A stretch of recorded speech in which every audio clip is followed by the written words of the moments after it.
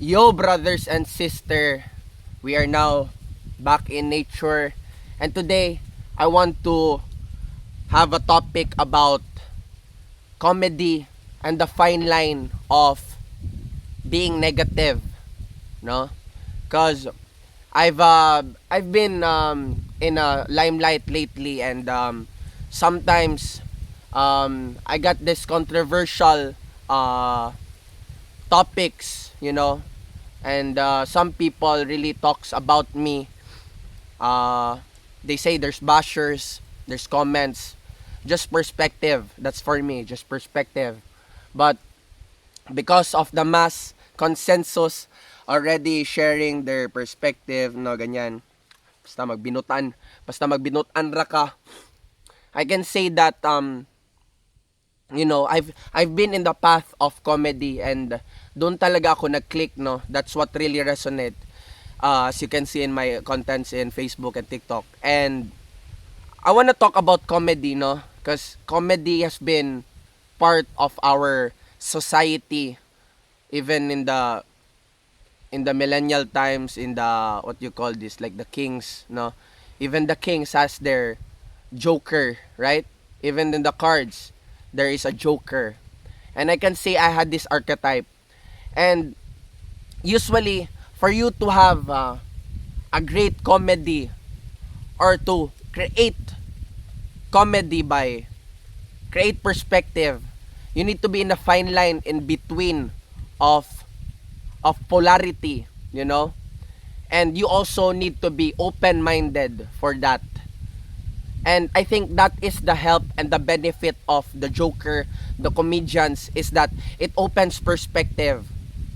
What usually happens in the mass consensus, because we're still, I can say that in the majority, still unconscious, the mass. And I'm connected to the mass consensus, mass people, society. And they would react negatively to the perspective that I'm handling out. Some will be act or react to it funny, humorous, and some will react negatively. And I understand that. I deeply understand that, because that's part of the perspective game, and it's because of our ego trying to control and manage our perspective. Sometimes we want to listen, but sometimes once we listen, we try to think about it in our belief that, oh, this is not my belief, and I don't like to hear about that. And that's why we try to hate, we try to make negative comment, is because we don't understand. And for me, what can I say about it? It's okay. It doesn't bother me. It doesn't bother me if there's other perspective that they don't really accept what I'm sharing, because I know that some people will listen and understand as well. And if you don't understand, I'm not here for you to understand. I'm just here to share my perspective, just to add the perspective to the whole perspective. And you're the one who's suffering if you last long, if you persist with that negativity, with what I said, But usually, for me, it's just joke and comedy, brother. No, it's just for the fun. It's just for us to add perspective. That's all, no. And okay, I'm sorry if I hurt you, but I'm not gonna change just because for you, no. I'm part of the perspective, We cannot be covering our mouth and just keeping our secrets and not sharing our perspective, our humor, our perspective, no. It's just another perspective. As long as we didn't physically hurt someone, we didn't downgrade someone, no, we didn't bring down the esteem of others. I think that's the only thing that you can say that I didn't cross the boundary.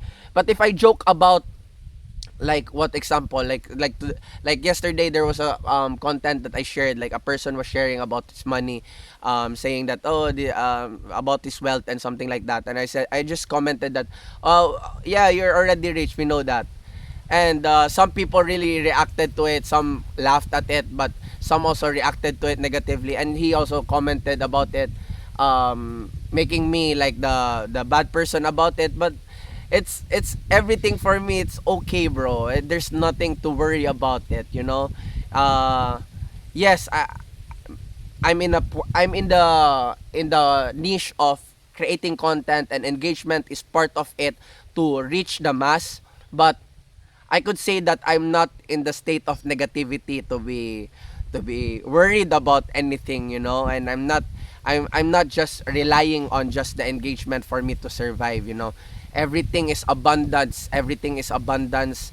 I'm just a creator. I'm just sharing my thoughts, and that's part of life. So don't worry, be happy, create content, create perspective, share your perspective. Do not pull people down. Just make people laugh, and some will not, and it's okay. Don't hurt anyone. Blessed and love. Peace.